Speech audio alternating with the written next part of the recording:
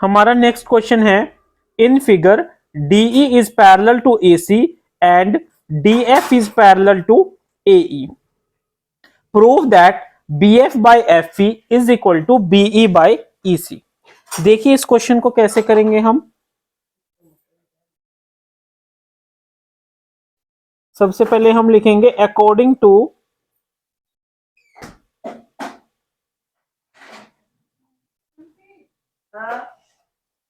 Basic proportionality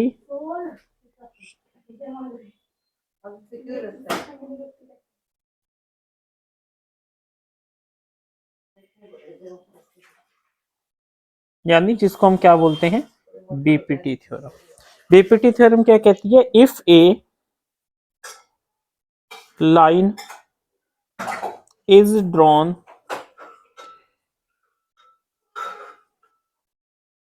parallel to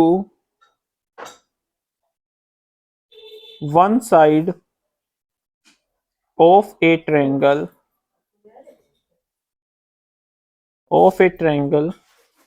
it divides the other two sides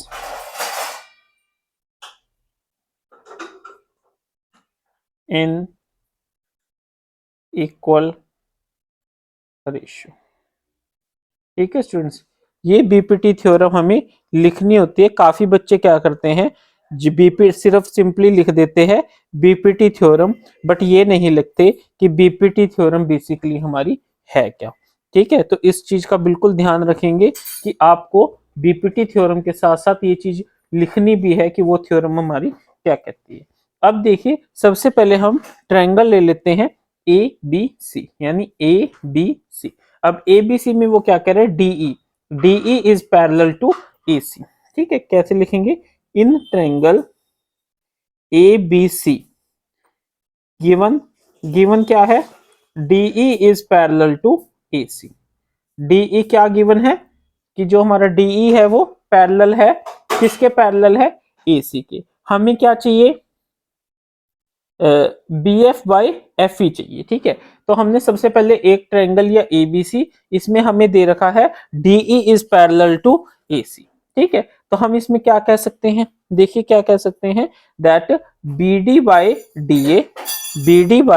DA is equal to BE by EC। ठीक है, क्या कहेंगे, BD by DA is equal to BE by EC। अब कहेंगे बच्चे sir हमें ये क्या, देखिए अब हमें पहले इनमें से कोई टर्म लेनी है ना, तो पहले हमें कौन सी लेनी है, BE और EC। तो हमने इसलिए इस ट्रायंगल को ले लिया, तो इस ट्रायंगल को लिया तो हम क्या लिखेंगे, BD by DA is equal to BE by EC। समझ आया students, BD by DA is equal to BE by EC। ठीक है, तो ये हमारी सपोज करो इक्वेशन हो गई 1। ठीक है, अब हम अगला ट्रायंगल ले लेंगे ABE। कौन सा ले लेंगे, इन ट्रायंगल ABE। अब ABE ट्रायंगल में जो हमारी ये DF है वो AE के पैरेलल है। गिवन क्या है हमें कि जो DF है वो AE के पैरेलल है।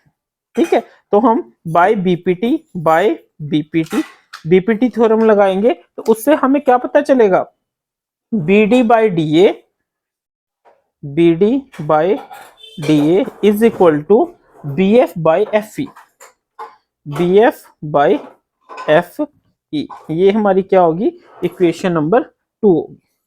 ठीक है, अब हमने क्या किया, देखिए BE बाई EC किसके इक्वल था, BD by DA। Second case में BD बाई DA किसके इक्वल है, BF बाई FE। ठीक है, देयरफॉर फ्रॉम इक्वेशन